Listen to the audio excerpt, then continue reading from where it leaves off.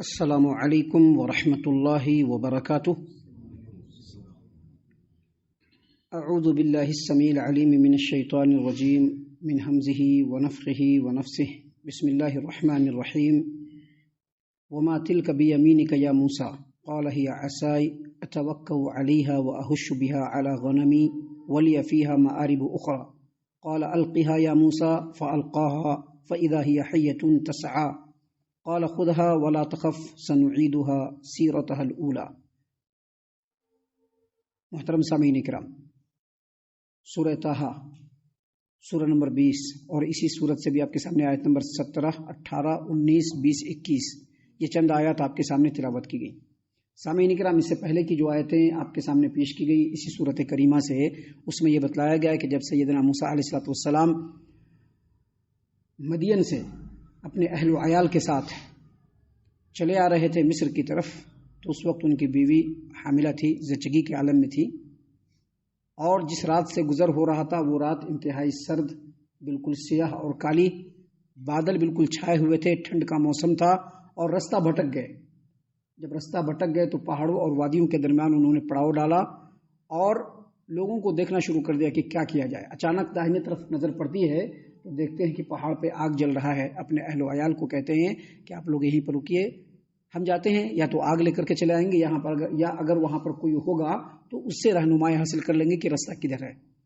جب سیدنا موسیٰ علیہ السلام آگ کے پاس پہنچے تو اصل میں وہ وادی طوا کے اندر تھے، جو مقدس وادی ہے، جس میں اللہ تبارک و تعالیٰ نے اپنی مشیت کے مطابق وہاں پر ان کو بلایا تھا۔ سامعین کرام، یہ اللہ تبارک و تعالیٰ کی طرف سے مقدر تھا۔ جب سیدنا موسیٰ علیہ السلام آگ کے پاس پہنچے تو اللہ تبارک و تعالیٰ کی طرف سے آواز دی گئی، یا موسیٰ، اے موسیٰ، آپ مقدس وادی میں ہیں، آپ اپنے جوتے کو اتار لیجئے۔ اور پھر اللہ تبارک و تعالیٰ نے موسیٰ علیہ السلام کو تعلیم دیتے ہوئے سب سے پہلے توحید کی تعلیم دی اور کہا کہ دیکھو موسیٰ، میں تمہارا اللہ ہوں، میرے علاوہ کوئی عبادت کے لائق نہیں، لہٰذا میری ہی عبادت کرو، میرے علاوہ کسی کی عبادت مت کرنا۔ سامعین کرام، یہ ساری باتیں آپ کو کل بتلایا جا چکا ہے۔ موسیٰ علیہ السلام کو جو نصیحت فرما رہے تھے اللہ تبارک و تعالیٰ، جو تعلیمات دی اللہ تبارک و تعالیٰ نے، اس میں سے یہ بھی کہا کہ ان الساعۃ آتیۃ اکاد اخفیہا، قیامت تو ہر حال میں آئے گی، اور یہ تعلیم آپ کو بھی لے لینا چاہیے اور اپنی امت کے لوگوں کو بھی دے دینا چاہیے۔ لیکن یہ بات یاد رکھیے کہ قیامت اچانک آئے گی، کب آئے گی اس کے بارے میں کسی کو بھی نہیں بتلانے والا ہوں، اللہ نے فرمایا موسیٰ علیہ السلام کو۔ اس کے بعد اب اللہ تبارک و تعالیٰ چونکہ ان کو نبی بنانا تھا، ہم کلامی کا شرف مل گیا، نواز دیا اللہ تبارک و تعالیٰ نے موسیٰ علیہ السلام کو، تو اب چونکہ نبی بنانا ہے، نبی مرسل بنانا ہے، تو اللہ تبارک و تعالیٰ نے سیدنا موسیٰ علیہ السلام کو مخاطب کرتے ہوئے کہا، وما تلک بیمینک یا موسیٰ، اے موسیٰ، یہ تمہارے ہاتھ میں کیا ہے؟ آپ نے سنا ہوگا عصائے موسیٰ یعنی موسیٰ کی لاٹھی، عصائے موسیٰ یعنی موسیٰ کی لاٹھی۔ موسیٰ علیہ السلام جب چلتے تھے تو ان کے ساتھ ان کی لاٹھی ہوا کرتی تھی، جس سے وہ بہت سارا کام لیتے تھے، جس کے بارے میں انہوں نے یہاں پر بتلایا ہے۔ اللہ تبارک و تعالیٰ نے کہا وما تلک بیمینک یا موسیٰ، اے موسیٰ تمہارے ہاتھ میں کیا ہے؟ اصل میں یہ ایک عظیم الشان معجزہ اور بڑی خرق عادت چیز جو اللہ تبارک و تعالیٰ کے قدرت کے علاوہ کہیں بھی ممکن نہیں ہے، اور ایسا معجزہ اللہ تبارک و تعالیٰ صرف نبی مرسل کو ہی دیتا ہے، باقی کسی کو بھی نہیں دے سکتا۔ نبی مرسل کو چھوڑ کر دوسروں کی طرف بلا دلیل اور بلا ثبوت کے اس طرح کی چیزوں کو منسوب کرنا، یہ اصل میں اللہ تبارک و تعالیٰ پر تہمت لگانا ہے، کیونکہ اس طرح کی جو خرق عادت چیز جو ہوتی ہے، جو معجزہ ہوتا ہے، جو موسیٰ کے ساتھ ابھی ہو رہا ہے، جس کا ذکر اللہ تبارک و تعالیٰ یہاں پر فرما رہے ہیں، یہ صرف نبی مرسل کو ہو سکتا ہے، اور اللہ تبارک و تعالیٰ کی قدرت کے علاوہ کوئی بھی اس کام کو انجام نہیں دے سکتا ہے۔ تو سب سے پہلے اللہ تبارک و تعالیٰ نے پوچھا وما تلک بیمینک یا موسیٰ، اور اے موسیٰ یہ تمہارے داہنے ہاتھ میں کیا ہے؟ اب ہاتھ میں تو لاٹھی ہے، موسیٰ علیہ السلام کو معلوم ہے کہ یہ لاٹھی ہے، پھر بھی اللہ تبارک و تعالیٰ پوچھ رہے ہیں، اس کے پیچھے دو وجہ ہے۔ ایک یہ کہ جو بات اب ہم بولنے جا رہے ہیں موسیٰ علیہ السلام اس سے مانوس ہو جائے، دوسرا یہ کہ موسیٰ کو توجہ ہو جائے کہ جو اس کے ہاتھ میں لاٹھی ہے اس کے ساتھ ہم کیا کرنے والے ہیں۔ اس لیے اللہ تبارک و تعالیٰ نے پوچھا وما تلک بیمینک یا موسیٰ، اے موسیٰ تمہارے دائیں ہاتھ میں کیا ہے؟ اب دائیں ہاتھ میں کیا ہے تو موسیٰ کو صرف یہ بتلا دینا چاہیے کہ لاٹھی ہے، لیکن اللہ کے نبی ہیں، اللہ کے کلام پر سب سے زیادہ لذت وہی محسوس کر سکتے ہیں، لہٰذا جب اللہ نے کہا، پوچھا تمہارے دائیں ہاتھ میں کیا ہے، کہا ہی عصائے، یہ میری لاٹھی ہے، یہ میری لاٹھی ہے، اتوکأ علیہا، جب میں چلتا ہوں تو اس پر ٹیک لگا کر کے، دیکھتے نا لاٹھی، جب لاٹھی لے کر کے کوئی بھی چلتا ہے، چاہے چھوٹی عمر کا ہو بڑی عمر کا ہو، تو لاٹھی کو ٹیک کر کے چلتا ہے۔ بہت سارے لوگ پچھلے زمانے میں شوق سے شان و شوکت کے لیے بھی لاٹھی رکھا کرتے تھے، بہت سارے لوگ ضرورت کے تحت بھی لاٹھی رکھا کرتے، لیکن پہلے لاٹھی رکھی جاتی تھی، یہ تہذیب میں شامل تھی۔ اب کچھ دنوں سے 20 سال 25 سال 30 سال سے یہ جو ہے تہذیب ختم ہو گئی ہے، لیکن لاٹھی لے کر کے چلتے تھے لوگ۔ سامعین کرام، لاٹھی لے کر کے چلنے کی بہت ساری وجہ تھی، جس کو یہاں پر موسیٰ علیہ السلام نے بیان فرمایا، کہا کہ ہی عصایا، یہ میری لاٹھی ہے، اتوکل علیہا، جب میں چلتا ہوں تو اس پر ٹیک لگا کر کے چلتا ہوں، واحش بہا علی غنمی، اور اس سے اپنے بکریوں کے لیے پتے توڑتا ہوں۔ احشو، الحش، اس کا مطلب ہوتا ہے ڈالی پر اس لاٹھی کو لگا کر کے ڈالی کو ایسے زور سے ہلانا تاکہ پھل اور پتے جھڑے۔ امام ابن ابی حاتم نے تفسیر ابن ابی حاتم کے اندر عبد الرحمن بن قاسم سے، اور انہوں نے امام مالک رحمۃ اللہ علیہ سے اس کا معنی یہ بتلایا ہے۔ امام مالک رحمۃ اللہ علیہ بتلاتے ہیں کہ الحشو کا مطلب یہ ہے کہ لاٹھی کے کنارے کو کسی ڈالی پہ لگایا جائے، رکھا جائے پیڑ کی ڈالی پہ، اور اس کو زور سے حرکت دیا جائے تاکہ پتے بھی گرے اور پھل بھی گریں، لیکن وہ ڈالی ٹوٹے نہیں، اس کو کہتے ہیں الحش۔ موسیٰ علیہ السلام نے کہا وَأَحُشُّ بِهَا عَلَى غَنَمِي، میں اس سے اپنے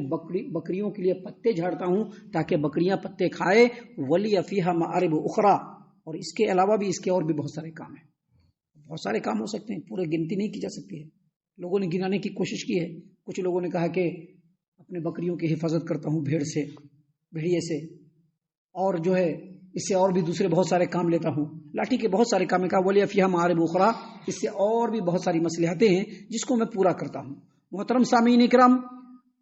جب اللہ تبارک و تعالیٰ کے سامنے یہ بات بتلا دیا موسیٰ علیہ السلام نے، تو اللہ تبارک و تعالیٰ نے فرمایا قال القیہا یا موسیٰ، یہ جو لاٹھی ہے تمہارے ہاتھ میں، اس کو نیچے پھینک دو۔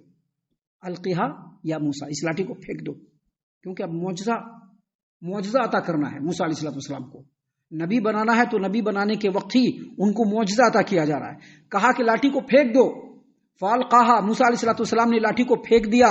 فَإِذَا هِيَ حَيَّةٌ تَسْعَىٰ، اور جیسے ہی لاٹھی کو پھینکا،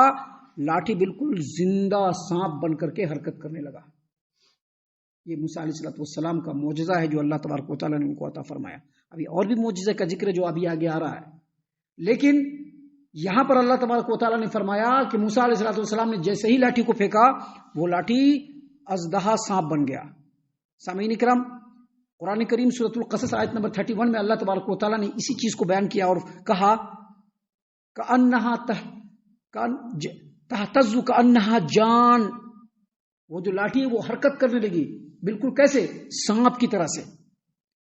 پورے قرآن کریم کے اندر یہ جو واقعہ ہے اس کے لیے 3 طرح کے لفظ کا استعمال ہوا ہے۔ یہاں پر حیتن کا لفظ استعمال ہوا ہے، جس کا مطلب ہوتا ہے ہر طرح کا سانپ، موٹا چھوٹا بڑا لمبا چوڑا سب سانپ کے لیے آتا ہے۔ دوسرا جان کہتے ہیں ایسے سانپ کو جو بالکل باریک ہوتا ہے لیکن بڑی تیزی سے حرکت کرتا ہے۔ اور تیسری جگہ پر بڑا سانپ جس کو اژدہا کہتے ہیں اس کا ذکر ہوا ہے۔ تو بعض مفسرین نے یہ کہا ہے کہ جب موسیٰ علیہ السلام لاٹھی کو ڈالتے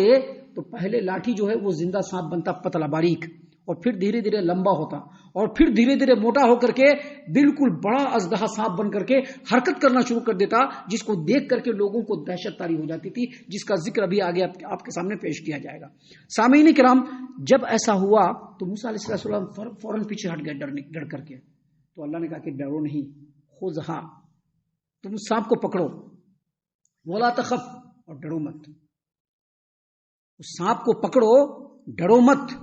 سنعیدھا سیرتھا الاولی، جیسے ہی تم سانپ کو اپنے ہاتھ میں لوگے وہ سانپ پھر سے لاٹھی بن جائے گا۔ تم جب پھینکو گے سانپ بن جائے گا، جیسے ہی تم اس کو پکڑو گے وہ لاٹھی بن جائے گا۔ یہ تمہارے لیے اللہ کی طرف سے پہلا معجزہ ہے۔ سامعین کرام، یہ معجزہ اس لیے دیا جا رہا ہے کہ اللہ تبارک و تعالیٰ کو سیدنا موسیٰ سے بہت بڑا کام لینا تھا، جس کا ذکر انشاءاللہ بھی آگے آئے گا۔ اسی لیے اللہ تبارک و تعالیٰ نے سب سے پہلا معجزہ دیا، اور یہ عظیم الشان معجزہ خرق عادت چیز اللہ کی قدرت کے بغیر نہیں ہو سکتا، اور نبی مرسل کے علاوہ کسی کے اوپر یہ ظاہر نہیں ہو سکتا۔ سامعین کرام، آگے ابھی اور بھی باتیں ہیں جو انشاءاللہ کل اور کل کے بعد کے درسوں میں ہم آپ کے سامنے پیش کرنے والے ہیں۔ ہم اللہ سے دعا کرتے ہیں کہ اللہ تعالی ہم تمام کو ان باتوں کے اوپر خوب غور و فکر اور تدبر کرنے کے ساتھ ساتھ ان باتوں کے اوپر عمل کرنے کی بھی توفیق عنایت فرمائے، آمین۔ اللہ تعالی ہم تمام کو صحیح معنوں میں پکا سچا مومن مسلمان بنائے، اللہ اور اس کے رسول صلی اللہ علیہ وسلم کی اطاعت و فرما برداری کرنے والا بنائے، صحابہ کرام رضی اللہ عنہم کے طریقے پر چلنے والا بنائے، جنت الفردوس میں جگہ عطا فرمائے۔ اے اللہ ہم تمام کو جہنم سے پناہ دے، اے رب العالمین ہم تمام کو جہنم سے پناہ دے، اے مالک الملک ہم تمام کو جہنم سے پناہ دے، آمین یا رب العالمین۔ وما علینا الا البلاغ المبین۔